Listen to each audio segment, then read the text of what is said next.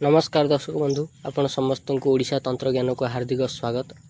आज वीडियो रे आपण को देखौची जामुकोली गछ। ए गछटी को देखंतु ये होची जामुकोली रो गछ। एटा वर्तमान छोट अछि।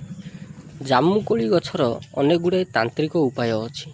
तांत्रिक उपाय रो अर्थ कोन ना यार चेर रो जो व्यवहारटा तंत्र ग्रंथ मानकरे बहुत उच्च स्तरीय शैली रे लिखा जाइछि। कोन यार चेर काम लगे जो दिन अनुराधा नक्षत्र पड़ुथब से दिन जामुकोली गछर चेरटा को आपण काढ़ी नेबे।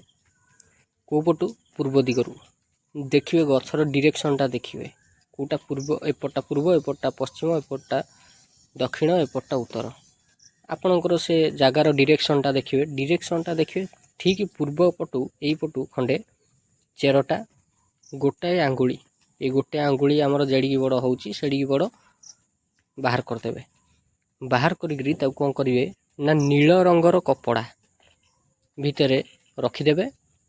जो आड़े आप जाउछंती जो काम धरी नियंतु काम हो पारनी बिजनेस डील पाई जातु कि परीक्षा देवा पाई जातु कि आपण दुकान में बसुछंती काम आसुनी कस्टमर आसुना काम को जाउछंती काम हो पारनी से भाया क्षेत्र में यार चेरटा को लेकिन गले काम सफलता मिले। जामुकोली गछर आउ गोटे तांत्रिक उपाय कौन आपण को रविवार दिन ठीक सकाल 5:30 समय कौन करेंगे आपण यही गछर चेर को उत्तर पटु नेबे। को पटु उत्तर पटु ता पूर्व जो शनिवार पड़ो शनिवार दिन आसिक या मूल धूप दीप लगे अरुआ चाउल गुआ निमंत्रण दे देकरी जाइथबे।